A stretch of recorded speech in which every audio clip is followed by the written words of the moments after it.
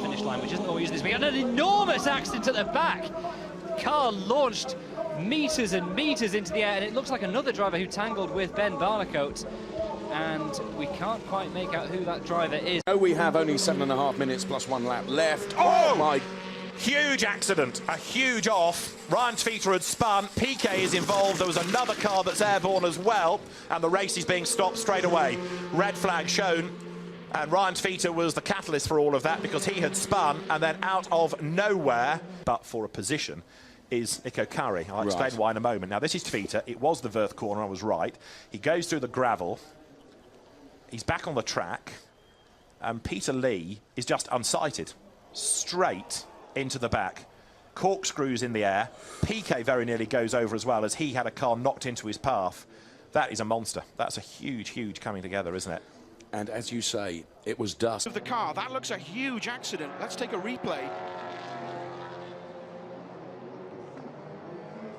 Puncture rear right, and oh, that's a huge impact with the barriers.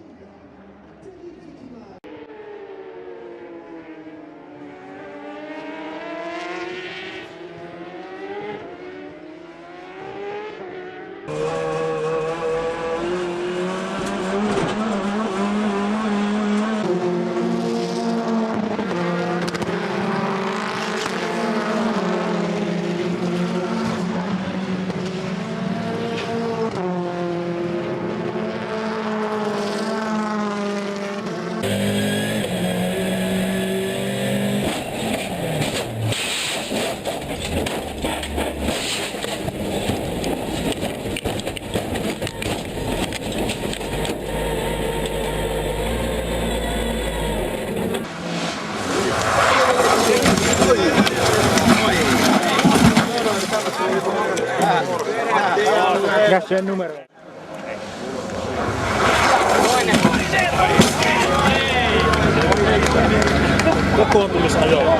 Oh, here we go. Trouble. That's Casey Kane that goes sideways. Joey Logano nowhere to go. Oh my, Clint half the Boyer field through is the grass.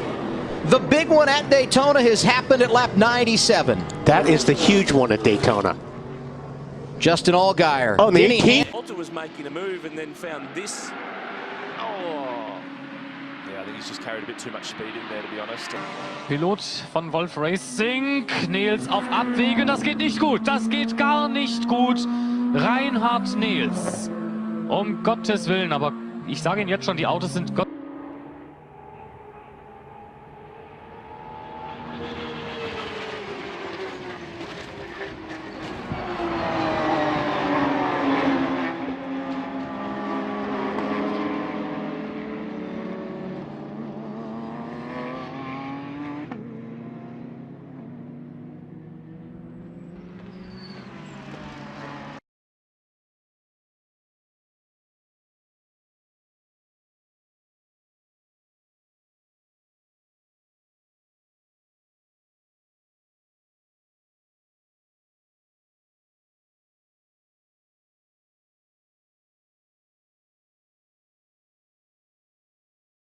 Just over 2 hours into the race at this point, in a podium position, and the defending champion drives it off the number 1 car. Oh, this is the leader. It's the Gulf car off as well, the number 1 car in the gravel. Yeah, that's Mike Wainwright in that car. Brendan Hartley and the lead car in the race, the defending world championship. There's damage to the front of the prototype Porsche. Brendan Hartley's, let's have a look at this. Oh, Brendan! Oh! What were you thinking? It's gone over. Oh! So close to going over.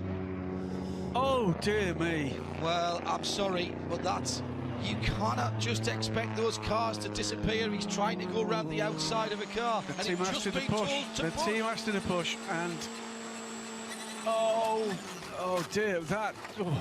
He's awful. Pulled back into the side of the Porsche, hasn't he? Full course yellow is going to be coming out in about 5 seconds. Petty coming up the inside of him. Now, that's unusual. Oh, no, not already. Already we've got 2 cars off. Stan Kerris has gone off, and the number 5 Max Mugelli. That is terrible news. No one is at home when he hits that brake pedal, Dorsey. He takes evasive action, but he's going straight. He can't really scrub any speed. Cross the gravel trap. He would have been pumping that brake pedal like mad. That's what he was doing, trying to shake some speed off of the car. Look at that. Oh, that's well into the, over 100-mile-per-hour hit right here. Probably 120.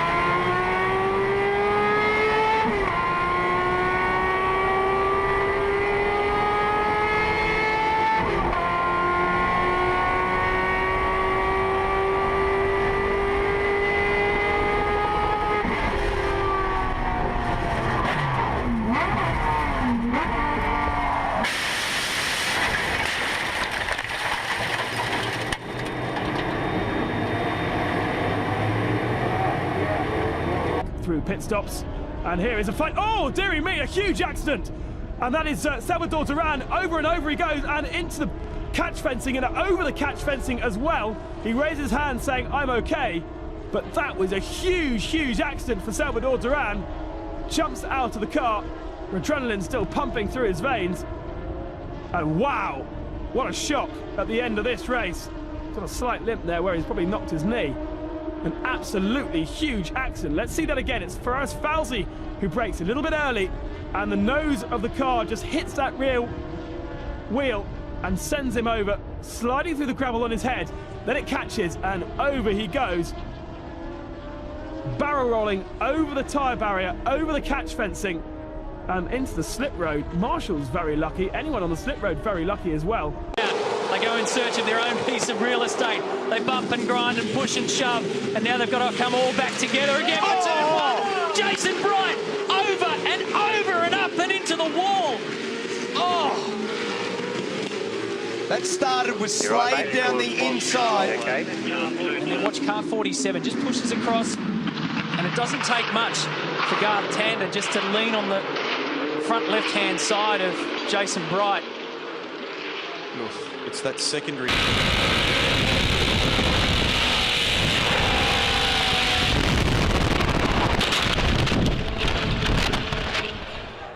In a very difficult angle, the rear of the car, the front of the car destroyed.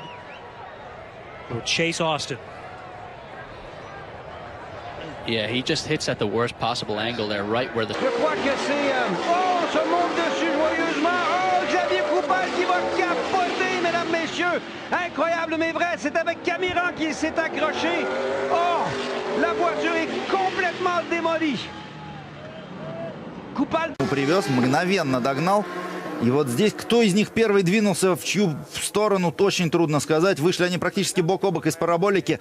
В этот момент Соренсен был еще чуть-чуть впереди. Ну ведь всю стартовую прямую так проехал на дуге. Скорость очень высокая. Вы знаете, за 300 км в час. Конечно, здесь чуть меньше лошадиных сил, чем в Формуле-1. Здесь 530 примерно лошадиных сил. Машины чуть-чуть легче, на несколько десятков килограммов.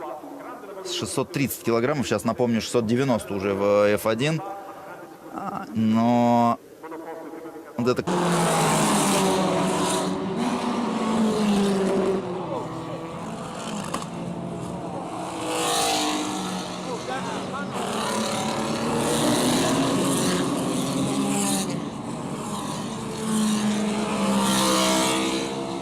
Let's try and piece it all together. This was the lead battle, turning its way through Yentwood. He gets a little bit scrappy in midfield. Lando Norris was one of those locking up. Right, on the outside line is Bortoletto. He turns in and just launches himself over the front of another car, cartwheels his way into the gravel, ends up upside down from another angle. There he is. He's airborne as he comes into shot, and having ridden over the wheels of another car, that just launches him into a very spectacular accident.